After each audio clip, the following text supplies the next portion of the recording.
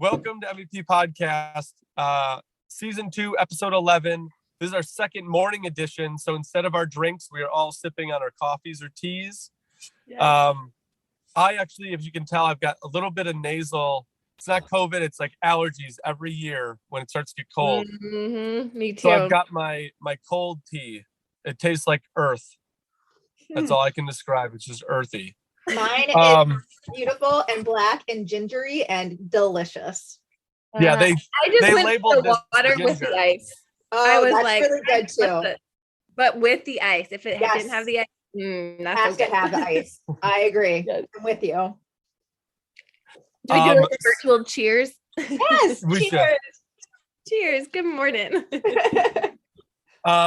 We have got our closest guest, I'll say. Yeah. Jessica's here. She lives in Minnesota, but we found out that we went to the same middle school.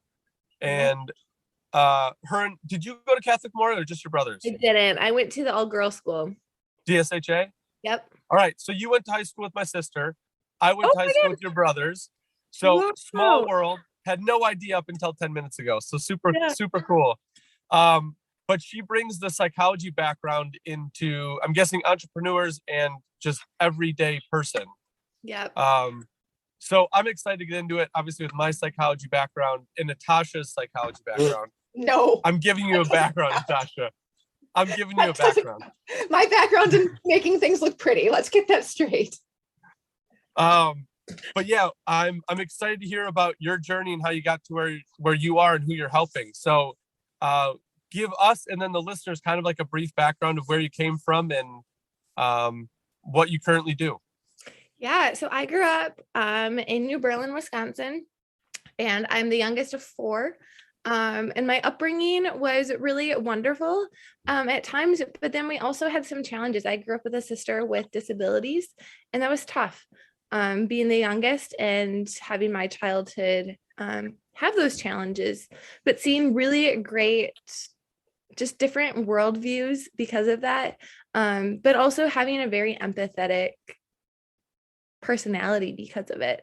I'm someone who loves to listen to people, and I really, really believe in people's gifts and people's abilities. And I love to bring that out of people. So I went to school for social work and then got a master's in clinical social work. And now I'm practicing as a counselor. And my heart and passion is really just equipping people with tools so they feel empowered and feel in control, because we don't often feel that, and we don't often feel calm. And so I love teaching people very simple tools that can leave them feeling like, yeah, I can handle what's coming about today.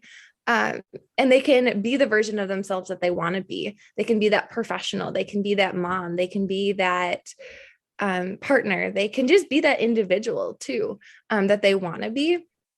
And I just love equipping people with those tools that they just feel confident in who they are. They feel comfortable in their own skin, and they don't have to pretend to be someone that they're not. But when difficult things come up, like they all do for us, they go, okay, like this is happening. I don't have to brush it aside. I don't have to freak out, really. There's things that I can do, and they know exactly what to do with that. Yeah. And that the ability, I'm not going to call it a skill, because I don't know, skill to me means, well, I guess it could be a skill because you have it, you just need to grow it a little bit. So the skill of being able to like level yourself or monitor yourself is something that's learned. I think everybody has the ability, but like when I started, and we've got deliveries going on, we've got demo going on, we've got builds going on, I've got 3 kids at home, and like my world is just, it feels like it's in chaos. Totally. To be able to just like, when I leave work, just take a deep breath, be like, okay, I'm going home. Whatever happened at work, leave it at work. Whatever's at home, deal with it at home, and try to like remove some of the stress that's lingering. Yeah. So that I can actually present, how to be present at work, how to be present even in the car home, because you have to be present as you're driving home. Yeah. And then when you get home, how to be present there. Like it can be very tough. Very tough. And so, and I love how you said it, it's learned skills. I think that's what I want people to know is that if you weren't taught this growing up, if you weren't modeled this, not like, oh, sucks for you, you're going to be like that forever. I mean, that's not like, I wouldn't be doing the work that I'm doing if I didn't, like, if I believed that. I'm doing the work that I'm doing because you can learn this at any point in your life. I've worked with 18-year-olds. I've worked with 30-year-olds. I've worked with 50-year-olds. I recently just finished with a lady who's 72. Wow. Like, this stuff is really fun, and it can happen at any part of your, or any point in your life. Yeah, that's cool. So with you working for a counselor, you do general public, right? You're not affiliated with like a school or university or program. No, I'm not. So you do some coaching with entrepreneurs or people working just a standard W-2 kind of thing, correct? Nope, not a standard. So it's my own private practice. So I went off on my own and work with people statewide, nationwide, and worldwide. Just therapy for people in Minnesota, but coaching for people out of the state as well as national or globally too. So and this is just a personal question, I'm curious. Do you call it coaching because of licensing? You're not licensed outside of Minnesota to practice? Correct. Yep. Okay. But I've honestly even considered taking away my license because my approach for therapy or coaching is actually very, very similar. And I don't really like diagnoses, to be honest. That's what therapy is. And you really only need here, this is going to be a spoiler for people and a shock probably, is the only reason you need a diagnosis is for insurance. Mm-hmm. Oh, okay. Yep. That's it. My son went to a therapist because his grandpa died recently. And she's like, yeah, nothing's really wrong with him. He's coping fine. But I'm going to put this on because I have to. Otherwise, you'll get billed for the full visit. Otherwise, because we can't run it through insurance. And I was like, really? Okay. Like, that's fine. She's like, okay, really? So let me tell you the diagnosis they likely gave is probably adjustment disorder. Yeah. Mm-hmm. And for you guys with the work that you're doing, moving into a house or an apartment or whatever, moving is one of the biggest adjustments of our life. Mm-hmm. Yeah. So anyone really can go to therapy, counseling, whatever, and get that diagnosis because what that diagnosis says, and I love it, and it's my go-to one because I want to say, for 6 months, you are welcome to have an emotional experience that comes up because of this adjustment. Like we say clinically, it's actually expected to have some emotional differences that are coming up. You're not going to be fully yourself for those 6 months. So give yourself time to adjust. And then if it continues past 6 months, we have to give a different diagnosis. But for 6 months, absolutely, you could have that one. Like you're adjusting. That's literally what it's saying is you are adjusting to this big event in your life, a death of a family member. Oh, come on. That's a huge adjustment. Moving to someplace, buying a place, that's a big adjustment. That's why I'm never moving again. Right? But it's like a huge, huge adjustment. So knowing that there's going to be an emotional upheaval I just would say, expect it and don't judge yourself until that 6 month mark. Interesting. Yeah. I had no idea about the whole insurance background to that, but I mean, I guess X's and O's, it makes sense. Yeah. You got to put something down for the insurance to take a look at it. Yeah. But if you go private pay with people, they don't have to do a diagnosis. Okay. And that's what you were implying you might do is get rid of the. Yeah. And then when I do private pay with people, I don't even have to do a diagnosis anyways, but my focus and my work is very solution focused. It's very quick for coaching. And a lot of my therapy clients, I actually only work with people for 6 weeks. It's insane. It's very quick. I take them from feeling really overwhelmed, stressed out, feeling like they can't handle anything to literally transforming by week 6, but very much early on, to get to the point where they're like, I got this. I don't need you. I can do this. And not in like, you didn't work for me. It's that I feel empowered. I feel confident enough to handle whatever comes up in my life. Yeah. Is it an intense 6 week regimen? Not entirely, because it's really just giving people the tools I think that people have been searching for so long. And I break it down into just very easy to understand terms. But also I don't go into heavy trauma, because if we do that, that's going to be a lot more drawn out. That's going to be a Yeah. lot more just like emotionally taxing. But I just really go, okay, great, this is happening. Use this. And then people go, okay, great. And then they have their blueprint, they have their framework. So when they have things in their life happen, they go, yep, I'm there and I'm using this skill right now. Yeah. So it's just So you very, teach them the learn part of it. And I yeah. can't remember who told it or who said it, but I was listening to somebody and the way that they phrased it stuck out in my mind, because he said, well, how was it? It was people don't know, people go to school thinking that they're learning, but they never got taught how to learn.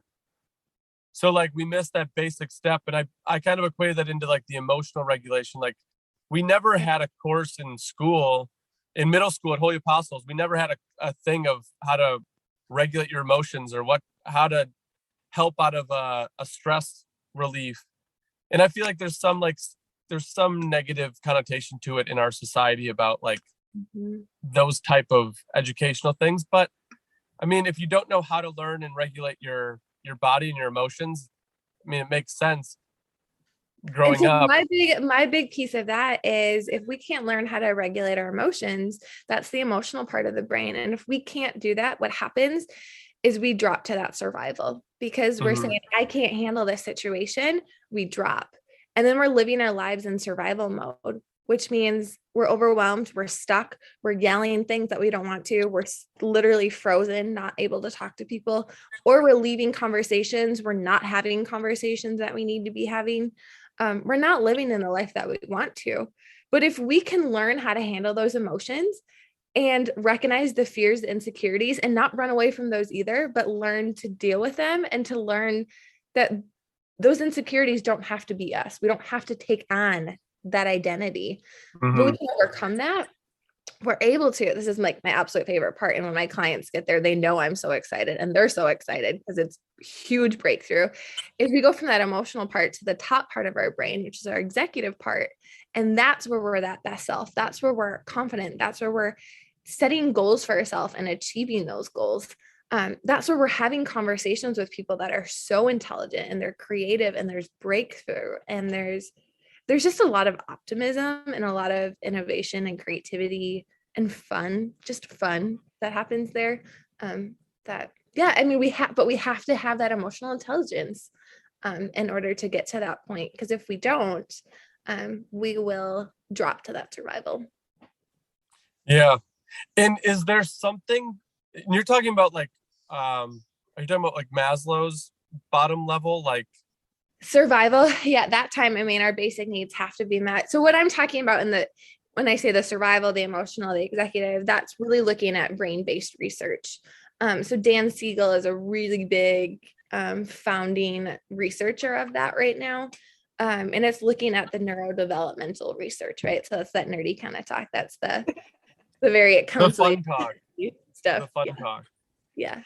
I know when I was studying through psychology, when we got to that portion of like fight or flight, and you say freeze as well. So fight, flight, or freeze. And then we talk about those basic needs. I always felt like there was a portion of that where I'm trying to put myself in their shoes. They feel like everything's out of control. They feel like they can't bring everything in and say like, this is my stuff. I know it's not going anywhere. Like, you were just saying, I know I have my safe food. Place. That's it. I started to hear you say it. It's not my safe place. Yeah. Like safety. This is my food. I know I have food. I know I have water. I know I have shelter. Like that's locked in. I have it. For people that don't have that, it's hard to think like, okay, you don't need to focus on this stuff as much. There's other things that we can focus on that's going to kind of not rewire your brain, but make you think a little bit differently or see the world differently. But they can't get off that first level because they're like, but I need these things to feel comfortable before I even go up. Yeah. Like so why? I'll give you the explanation of that, of why is the survival part of the brain. Each part of the brain is actually asking a question. And the survival is asking the question, am I safe? So when you said safe place, their world, their environment isn't safe. So they need to be in that part of their brain to keep themselves safe. The function there, all of the parts of the brain, the brainstem, all of that stuff is literally designed to keep you safe. So that fight is for you to be able to, if there was a bear in front of you, grab a big old branch and hit it. Or if you needed to run, that's the flight. Run as fast as you can. Or if it's freeze, like crawling into a ball and telling that bear, like, I'm not a threat, and then it leaves. Those things are literally designed to keep us safe. And so if people are feeling not safe, their environment is telling them that. That's why they're there. So like when it comes to working with your clients in the real estate and all of that, if they're having that, people's home needs to be their safe place. If they're picking up on something, that's an indicator that likely that place is not for them. Yeah. The mind cannot know. That's the hard part. They won't be able to articulate it. They'll just be like, something's not right. You have to, and everybody has that feeling. Yes. Everybody has that feeling. Yes. And the biggest thing I would encourage you, and this is so insane, is like tap into that and say, you know what? I hear you. We're going to trust that right now. Because what happens, and this is so much of the work I do, is teaching people to trust their body, trust their instincts that's happening, because their body knows something, because the body is in control of the survival, but the mind is completely shut off at that point. So we have to trust that body. We have to trust what's going on, because the body's picking up on things. And sometimes we find out a week later, a day later, but sometimes we never find out. But there was something about it that was just a no-go. And if they would perhaps move forward and stay there, they wouldn't feel safe. There's something there that they don't feel safe with. So respect that, honor that, and say, I trust you. I trust your instinct. I trust what's going on right now. And we're not gonna be here. That's okay. Yeah. Yeah. And that's, I mean, to get comfortable with that is a very, very hard concept for someone who doesn't have a lot of positive experiences with it. So if I'm looking at it from the investor side, I can run the numbers on a property and it'll work out numbers wise and I'll cash flow on it. But there's something about it that just tells me like, this is a bad idea. Like, I don't know much about this issue that we're gonna have to fix. So because of that, it just doesn't feel right. Even though I could fix it and the numbers would still work, it just doesn't, it's not for me. Yes, there's something wrong with it. Or there's not always something wrong with it. But what I would encourage people is, okay, great. Know yourself. Know how long does that feeling typically even last for you? Because sometimes people go, I'm someone where I need 2 days. I need 2 days to not make any decision about it. And I go, great, wait 2 days. If that feeling, like rate the intensity, let's say it's at a 8. Okay, if it becomes a 9, that's a clear indicator of no. But if it becomes like a 4 and then a 3, okay, can you handle 3? Okay, like that's more of something that you can go with, and you can make that decision of, okay, I can move forward with it. Right. Yeah, and for me, it usually lasts like a day or two. And if by a day or two I'm still feeling uneasy, I'm like, it's just not, it's not for me. And then that sucks the business sense, right? When it's like, come on, the finances, like all this is like. Yeah. But in the beginning, I did feel like that. Like, here's an opportunity, I have to take it. But I don't have to take every opportunity. There's so many opportunities out there. And that was the big change where I was like, okay, here's my opportunity to like make a lot of money. Like this could be it. Yep. But like from the start, if I went, and I've done that, I mean, we're currently in a project that has just gone completely sideways. Yeah. And at this point, like we don't even have the roof on and I'm done with it. Yes. Like, you were totally survival flight. Yeah. And we're going to keep going on it. It's going to be a beautiful home. I'm not trying to down talk it, but in terms of where we started to where we are and all the issues in between, some out of our hands, some that we caused. Yeah. At this point, I'm like, I'm ready for this to be done. We're just going to get out as best we can. But again, tomorrow, I'm not going to get any more worried about it. It is like the situation, or it is the snapshot in time that we're at. It's not going to be more or less stressful tomorrow. It just is. So I'm really curious. At the beginning, if you can remember, did you have any of those inclinations? Something like, Yes. something doesn't feel right. Yes. And The reason being is I purchased it on a different way than I normally do. And that was due to, usually I buy my properties either mail, like off market deals, or foreclosures okay. at auctions. So this one was the standard MLS listing because there were no foreclosures when COVID started. I bought it in April. So like everything, or May, sorry, everything got shut down. So there was no houses out there for me that I normally purchase. So I had to go a different route. And from the start, it just was it was different and it didn't feel right. It didn't feel like it was in that flow state. So going into it, and I know a part of that is sitting in the back of my mind and it's attaching itself to every decision I make from there forward. So I'm like, okay, I got to start out good because it doesn't get better. That's my baseline. Yes. And I think like for whoever's listening, listen to that, right? Like if you could go back, what would you have done differently? I always like, I'm a big believer in like following your gut. And like it's helped me make so many like big decisions in my life. Like, so Marcus is talking about his investment that he made. Well, my husband and I just made our own investment, like way out of state. And it's starting to pan out. It's starting to like find its legs and like be an okay investment. But like, I was so nervous, but I just kept telling myself, and I had the good feelings that like, this is going to be the right thing for us. Yeah.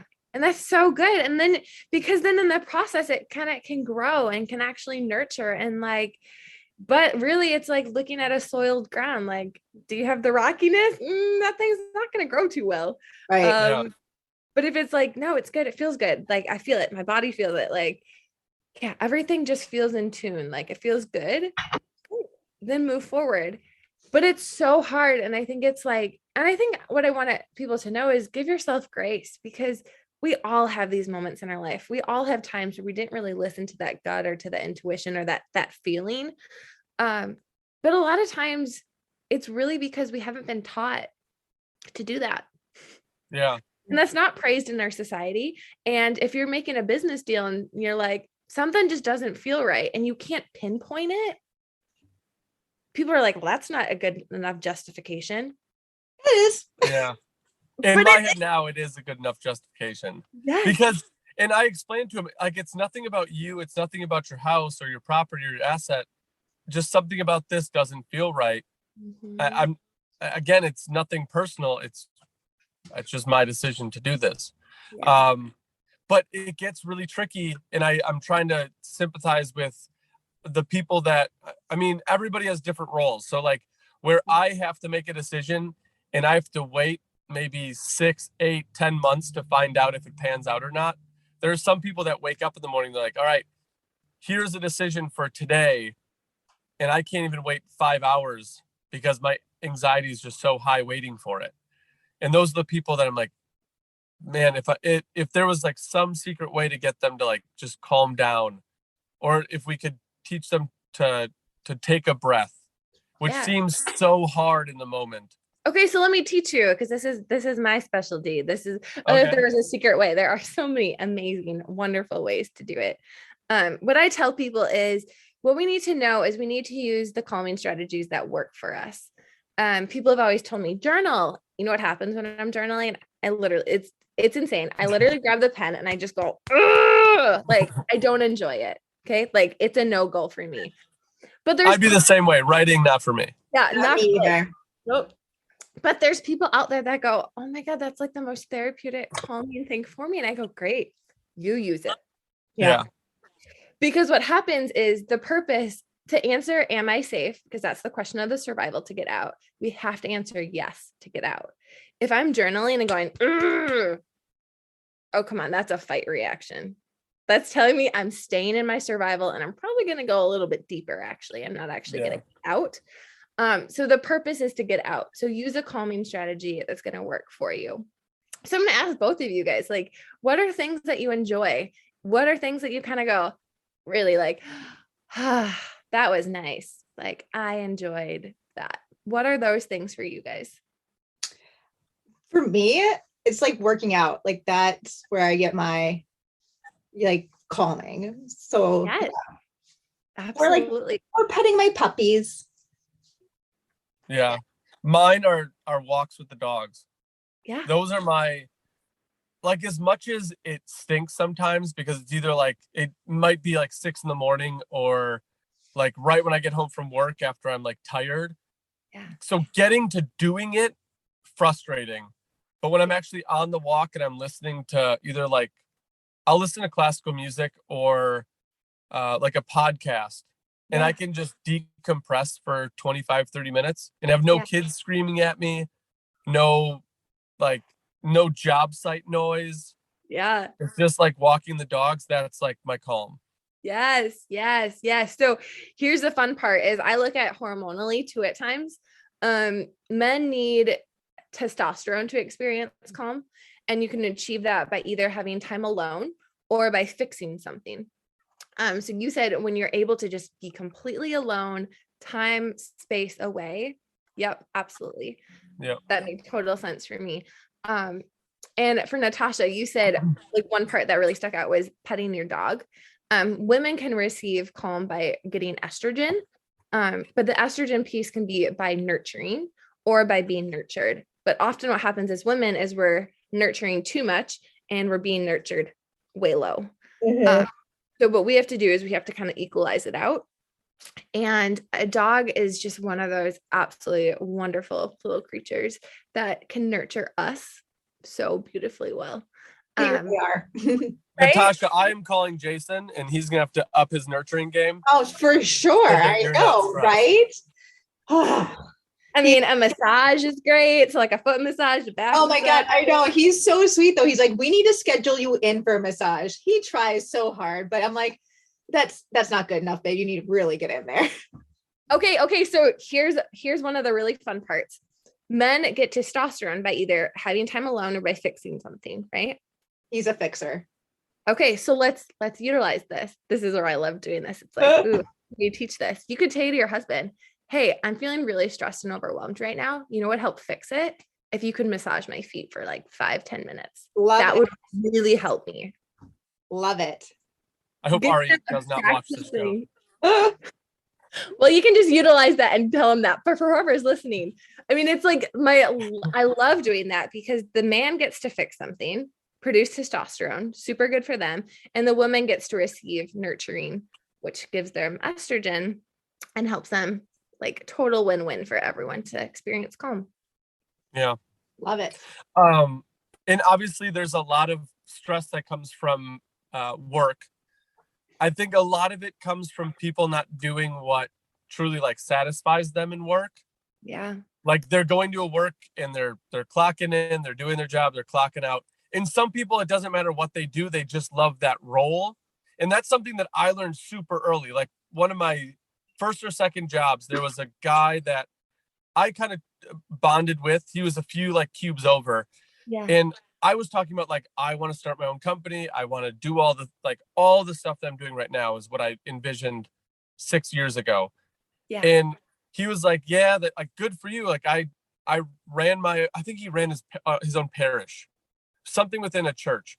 Yeah. So he ran that and he was like, I'm done with it. I wasn't there for my family. I wasn't there for my friends. I didn't get to do my extra things. So like, I'm happy with where I'm at. Like it may not be the fulfilling thing, but I get my fulfillment at home. And that was like my first thing. I was like, dang, so people aren't as driven to like start their own business as I am. I have to take that in consideration because like what I want for my staff is, have you heard of like intrapreneur? No. Interesting. So it's a concept that like a lot of people want to be entrepreneurs, but like that's the totality of it. Yeah. But a lot of people like, I think, want to be intrapreneurs. They want to be in a role in a company where they can create what they want to create, but not have the overwhelming, like, it's all me. It's make or break on me. So I try to do like the intrapreneur thing where you're in this role. I'm going to try to help you. But like Natasha, like, I don't know marketing. So a lot of the things, Natasha, I have to like lean on her to do. Yeah. And she's yelled at me and she's like, you need to give us more direction because like you leave it so open-ended. And those are things that I need to learn as the manager, like the balance to it. because I was swinging so far on one side and I didn't notice it until Natasha brought it up, where she's like, we need at least some, like a little bit more guidance. Yeah. And it wasn't even something with her. It was something I was talking to her about the guys at work. But during work, I want them to feel fulfilled, and they have like their avenues to explore and express, like a custom wall or something they want to do with the vanity. That all sounds great to me. But there are some situations in the building process where things don't work out and measurements are wrong and pieces don't fit. And it is so frustrating because it should on paper be super easy. Yeah. So to get the guys like, hey, it's not working, go sit in the garage for 5-10 minutes and just come back. Because otherwise you're going to sit there for 5 or 10 minutes and beat it with a hammer and try to kick it in place. And you're going to be 10 minutes later, but you're just as stressed. Yeah. So like, go walk to the gas station and get a drink, or go sit in the garage and just decompress and then come and try it again. Like, you're not off the job. You still have to fix it, but like, go relax and then come back. I'd rather that than you just be upset the whole rest of your day and everything's ruined. Mm-hmm. Yeah. I mean, or it's like, or you create incentives of, here's $10 each week, go, it's your free spending to just go get whatever snack or treat or whatever you need. Yeah. Because we need that, because we need those resets. And our productivity in the survival part of our brain sucks, super slow. We're very unproductive. When we even get to our emotional, somewhat, but our emotional is very much dictated on our feelings. And so it's like, I'm just feeling angry. So we're like hitting things harder than it needs to, or we're like still kind of breaking things. And it's because we're just letting whatever feeling of ours control the behavior. It very much controls it. But if we can manage those, then we're in this executive. When we're here, we all know when we're here because projects, assignments, tasks get done like that. It's so fast. But if we're recognizing that we're not there, then yeah, we need to take some time. Does it need to be 20 minutes? No, it doesn't at all. Like for you, it could be a quick walk, like, or just go in your car, listen to classical music or something, but it gives you that reset. 5-10 minutes, 20 minutes at times, really 20 minutes in the large scheme of the whole day. You come back, you're energized, you're ready to go. Like productivity way up. It's very worth it. How do you distinguish between I'm trying to think of like the Enneagram. So like for people listening, like I think I'm a 4. I don't know, but I think I'm a 4, but very logical thinking, trying to be a problem solver. And then you have wings, but then there are other people on that same spectrum that are more like the emotional feelers. So their baseline is more emotional. So how do you delineate between your emotional behaviors, like you said, hitting things harder than it needs to be and getting frustrated, and then your executive? Like, do people baseline in their emotional, but they need to have the ability to get to executive? Or how does that play in with personality? Is, I guess I don't know like the full extent, or haven't like, I've just started to explore the Enneagram for myself. And it was interesting. I first scored as a 2, but I'm actually not a 2. Okay. I'm actually a 7. So I love fun. I like creativity. But my upbringing, I became a 2 as a caregiver. Right. And then, but I love playing the 2. So I'm a counselor coach. Like I very much am a caregiver, but my way of doing it is very creative. Very out there. Like it's a very different approach. So that's the stuff for me. But the stuff with the emotional, I think everyone has the ability to be in their executive, and everyone's executive looks very different. But are some people maybe more prone to be in their emotional at times? Perhaps. But I think for those people, it's probably that their emotions really influence their decision-making a lot more. And they go more based on feelings. Does that mean that they're in their emotional? No, they actually might be able to rely on some feelings and go, I think I'm feeling this. Great. I'm aware of it. I'm recognizing it. Okay. And I'm checking some of these things off. Yep. Okay. Like they're not avoiding those feelings. They're actually recognizing them. And so they're able to get into their executive. But if they, so it's more of like a symbiotic communication between the levels. Yeah. Yeah. Okay. Yep. And And really, how do you know the distinction between the two? The emotional is, let's say I'm feeling hungry and I'm in my executive. I'd say, oh, I'm feeling hungry. I went and got a snack. I ate it, right? Yeah. That's executive thinking. Emotional thinking, opening, closing the doors, then out of my mouth, there's no food in here. Like, I'm going to start to starve. I'm starting to go into my survival if I'm saying that. Like, that's really what the difference is it's having what your feelings are in that executive, recognizing them and going, great, I can do something about it. And then doing it. But if we're like, I don't know if I can really do anything about it, we're in our emotional, or if it's like, there's never anything I can do, now we're in our survival. Yeah. And I mean, they do have like positive emotional responses where you're like, I don't know, not manic, but like up there and everything is the best thing ever. Yeah. And you're like, I feel like that's a little bit emotionally charged, but I'm happy you're happy. Yeah. Obviously. But I think it goes both ways. Yeah. And I think one of the things that you brought up when you were talking too, and I do this work with people, is we talk about what are their top 3 values in their life. Yeah. I think we all have very different values. And our fear is that if we have a difference, it then means disconnection, or it means a lack of a relationship. It doesn't mean that at all. And it doesn't have to mean that. It just means that there's a difference. And we can actually respect and encourage people by helping them live in line with their values, just as much as us living in line with ours. Because when we're in alignment of that, we're very in tune with ourselves. We're very like, something feels off and I'm going to trust that right now. And I'm going to go with that. Like, that's living in line with our values, that's the alignment that I hope for myself. I hope for my family, I hope for my clients, but I hope to like pass on to my kids that they can do that. Yeah. Live it. Yeah. And I think more and more as this comes out, because it's still a relatively new field. Oh yeah. Like a decade ago, it wasn't commonplace to go see a psychologist or a therapist or a counselor. It was, I know when I was at Holy Apostles going to see the school counselor, you're like, what did I do? Like you always felt like you were in trouble. Yeah. And so you didn't feel safe. Because it was like you had to be on edge. So if they're like, what did you do? And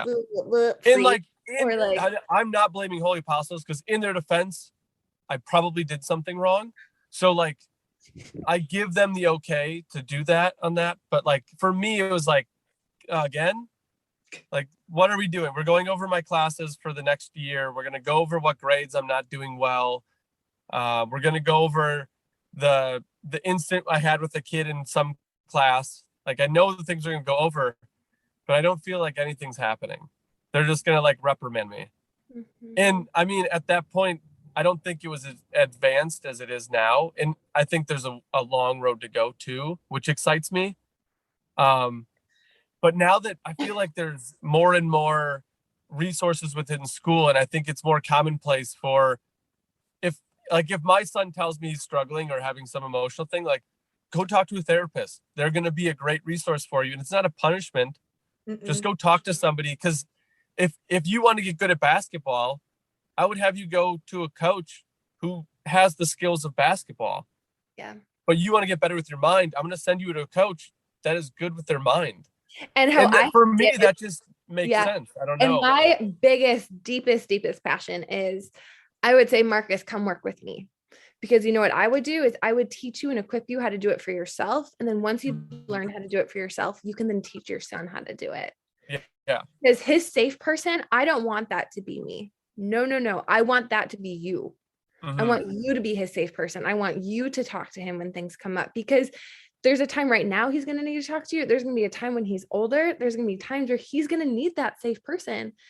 And I hope to God he can go, my dad is that person, because you've shown him and you've supported him and you've taught him how to do that. That's that idea. The biggest passion is, how do we equip parents to then teach their children, because then their children are going to go on to their next generation and teach their children. And it's just going to be this beautiful cycle.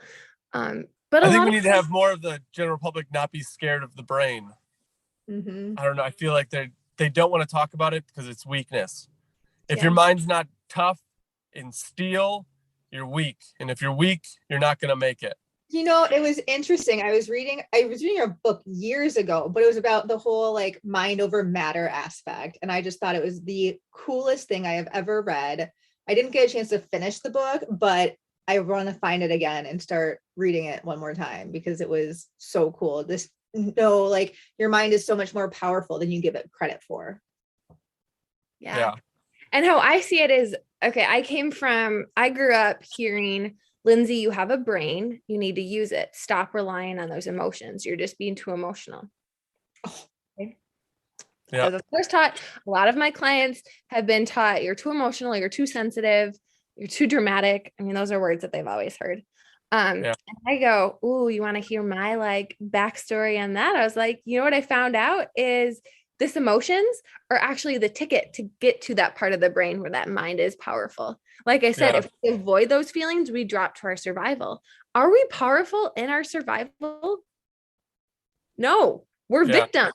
We're not. We're super weak. We're not strong. But if we actually allow those feelings to come up and sit with them and know there's things you can do with them, we get to this part of our brain where we are powerful, where we can use the brain that God gave us, right? I mean, that was what I was always taught is like, use the brain that God gave you. And I was like, I can't access that. And I couldn't pinpoint it. I couldn't figure out like why until I studied this. And then I was like, that makes complete sense. My feelings are actually the gateway to get there. So I have to actually learn how to handle them. Yeah. And I'll admit I was in the same boat growing up through athletics. Like you were supposed to be the macho man and like battle through any injury and like that whole like masculine energy thing. Yeah. And as I grew up, and I mean, getting into psychology was kind of like my blessing because it kind of tipped the scale of like, I thought world was like baseball. That's when I started college was baseball. That was it. Yeah. And then I got into that and I was like, sports are like a very, very small part of the world. And there's so much more. And then I started reading and talking to people. And I felt like the most like enlightening people and the most fun people to listen to and who brought the most value were the people that could align their emotionals with their logics. So they've got their logical argument, they've got their emotions into it, and they can deliver it. And it's kind of like this dual, dual behavior coming for one theme. Totally. So it wasn't the overly emotional, it wasn't the overly logical. It was like that sweet middle where you can get both to work together. And you don't Those have are the happiest people. One or the other. Yeah. And it's literally when I coach my clients, you know what we do? We set a timer for 1 to 3 minutes. They get to choose. Sometimes they say 30 seconds. I go, great. Just sit with that feeling for that amount of time. And it's really hard for them at times because they're like, and then they start trying to talk and I go, I'm going to have to set the timer again. Or I'm like, you know what, right now you're telling me that you don't want to sit with this. So let's not. Yeah. But like, we know that timers will go off, right? Yep. So what I use that for is I teach people that, hey, your feeling is not going to destroy you and it's not going to be here forever. That's the misbelief that's in your head. And we're going to set it for a minute and I'm going to be here with you in this moment because it's difficult and you need someone in your corner right now because I'm asking you to do something that is very difficult for you because you likely were probably not modeled how to do this, or you didn't have people in your life that were there to support you, that you felt really understood by. When you had a feeling that came up, you probably weren't supported in the way that you needed it. Is that bad? Are we going to bash those people? No, it's that they themselves didn't know how to do those skills either. So how on earth were they supposed to teach you? That goes back to the parenting piece. Like, if you want to really help your kid, I'd say, come do this work. Like, because it's not intense. Like I've said, it's 6 weeks and it's not like grueling. People literally go, holy crap, this was it. Like, this is literally what I needed to learn. And I'm like, yes, simple. Like, we overcomplicate things way too much. And it's just like, oh, wow, I can do that. Like, that's what I often hear people say. Oh, I can do that. Yeah. You can set a timer for a minute and sit with that feeling. Yeah. And it's not going to destroy you. And you're actually going to have incredible insight when you do, into what's going on. Yeah. And do you do that when they're like in their emotional, like, let's say they get super frustrated at a project. Are you saying, okay, we're going to sit with this emotion for a minute? Like in that part, or do you try to? Yeah. What So is it'd be hard. Like if you're working with your team, you can be like, no, let's all sit with our feelings. They'd be like, that? what are you doing? I Because could. you could be like, and what you could say is, you know what? We're just going to literally take 5 minutes. I'm going to just turn on, maybe it's for you, that classical music. We're just going to turn it on and we're just going to just be. We're not going to be focusing. We're not going to be doing anything. You guys are welcome to do whatever the heck you want. But for these 5 minutes, we're not going to be focusing on this task right now. Yeah. What I encourage people is if feelings are really difficult, we start with that calming strategy. So that go-to thing that you guys talked about. And it might be literally like Natasha, it might be literally having your dog on your lap and you're literally petting your dog. Oh, that's how they are all day. Yeah, I was gonna say that already is a thing. Yeah. They are. But it might be like, we're going to start there. Yeah. And you're going to feel that nurture and you're going to feel that calm. And then you're going to be ready for it. Because it can, like I've said, for some people, it's like the hardest thing that they've ever done. But like that type of work, when I help people guide them through that, it's not intense actually. And it's actually so freeing. Literally what happens is people go, and their whole body just relaxes. And it's amazing. It's just so fun to watch. That's awesome. Yeah. It's cool to see like them get that feeling, because you can feel their, like, I don't know, their shoulders like relax when they finally can get into that, I call it a flow state, but when they get into that like calming state. Yeah. So here's the really fun part. I did this with a client this week and I love this story. And I just love these kind of stories because people will go, oh yeah, this totally happens. Is I go, okay, what are you feeling right now? She's like, I'm feeling angry. And I go, heck yeah, you're feeling angry. Okay. Where do you feel that in your body? She goes, it's in my heart right now. It's like, okay. I said, so what I want you to do is I want you to just sit with it for a minute and just notice what's going on in your heart right now. And notice, she said, it feels warm right now. I was like, okay, great. See if the warmth gets warmer or see if anything starts to move. And she's like, okay. So she did it. And then after the minute, I said, okay, what happened? And she said, Lindsey, it literally kind of like kept coming up my chest into my throat, but then it kind of got stuck and then it went back down. And I said, okay, so is it still in your chest? And she's like, yeah, it's still in my chest. And I go, that's telling me that it wants to get out. It wants to get out of your mouth, but you don't want to let it out.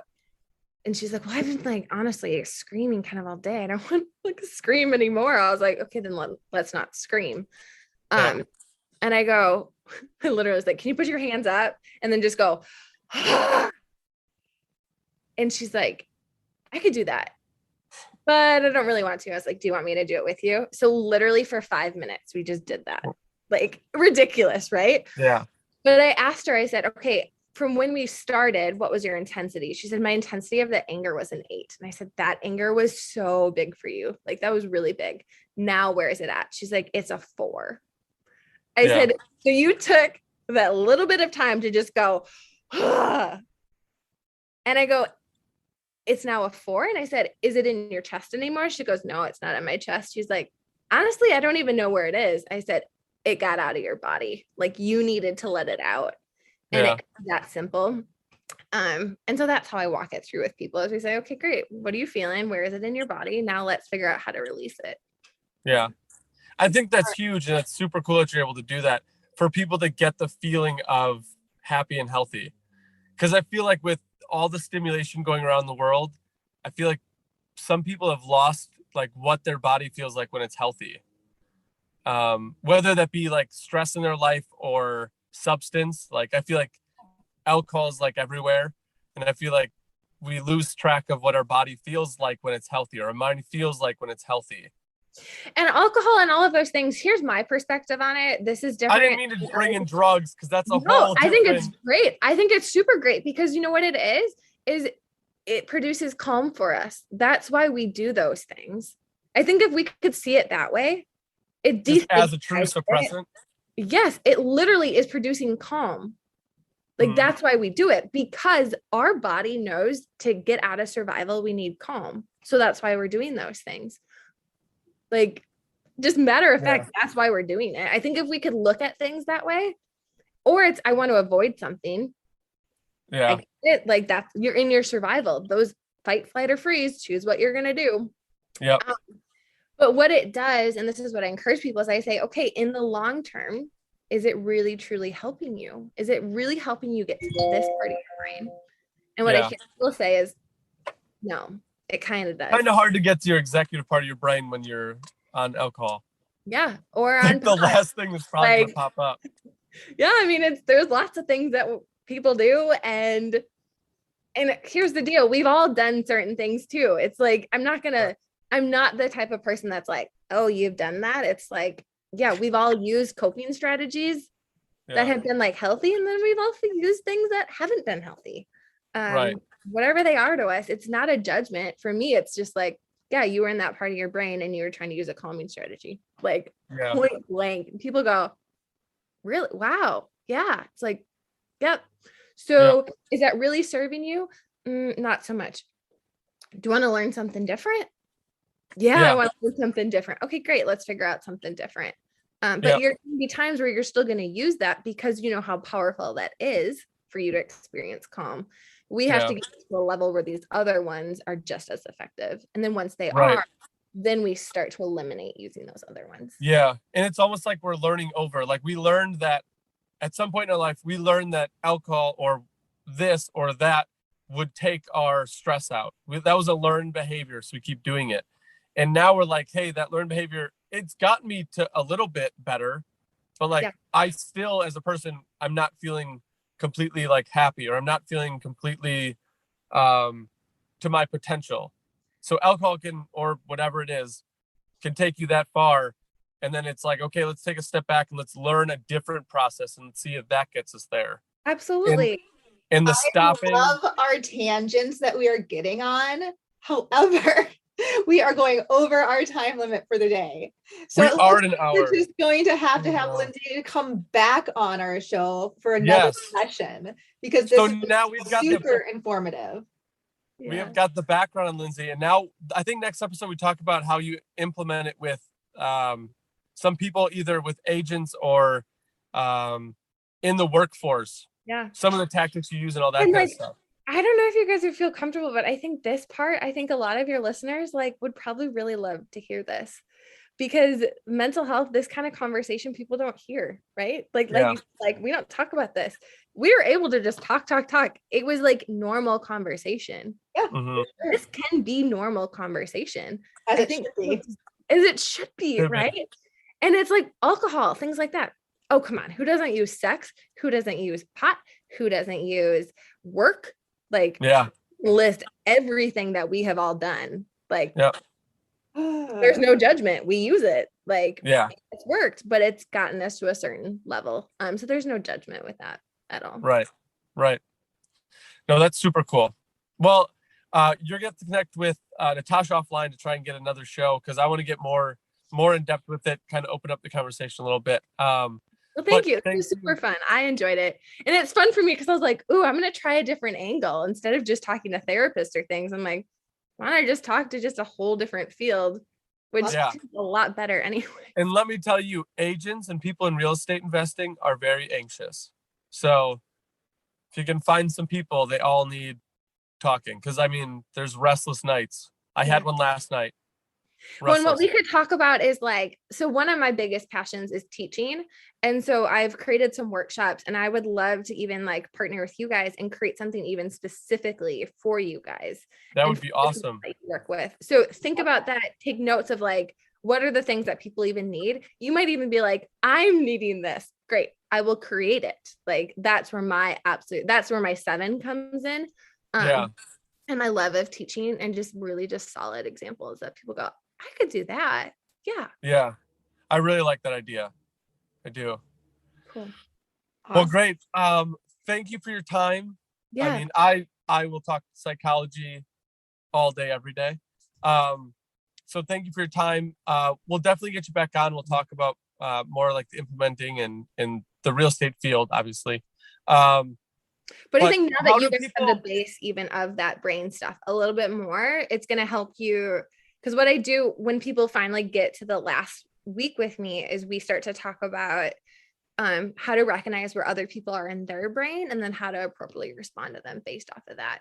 But you can't really truly do that the best if you've never done it for yourself. because it just doesn't Right. make sense. Right. And we're It's also true. not humble if we've never done it ourselves. Yeah, that is true. Yeah. So Lindsey, how do people get a hold of you that are listening? Yeah. So they can go to my website. It's called theresponsivewomen.com. I do specialize in women, 18 plus, but I do work with men as well.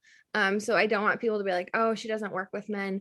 Really, my criteria of the people that I work with are people that are thirsty, they're hungry, they are like, I am so ready to do this hard work. I hold people very accountable in my sessions, and I say, you need to do this, otherwise it's not going to happen, and I'm not doing it for you. Yeah. But I will be there to support you and guide you, and I'm literally there at times to hold people's hand and say, this is what we're doing, but I'm not pulling them. I will hold them, with them, but I will not pull them. That dark hole that they're in, there's a ladder, they need to climb it. I will not climb it. But I will be like, put one arm up, now take the step. Like, I will guide them in that whole process, but I will not do it for them. Yeah, and you can't. So that's the big part. Well, very good. We'll make sure to put your website on our show notes. And then obviously we'll get you on our Instagram, Facebook, and we'll get you the video so you can share it on yours as well. But otherwise, we'll get you on the schedule. Natasha has that. I don't know when her next availability is, but she'll email you after the show, and then we'll talk about all that stuff. Cool. Sound good? Yeah, awesome. Thank you, guys. Thank you. Enjoy your Friday. Have a good weekend. Thank you. Bye-bye.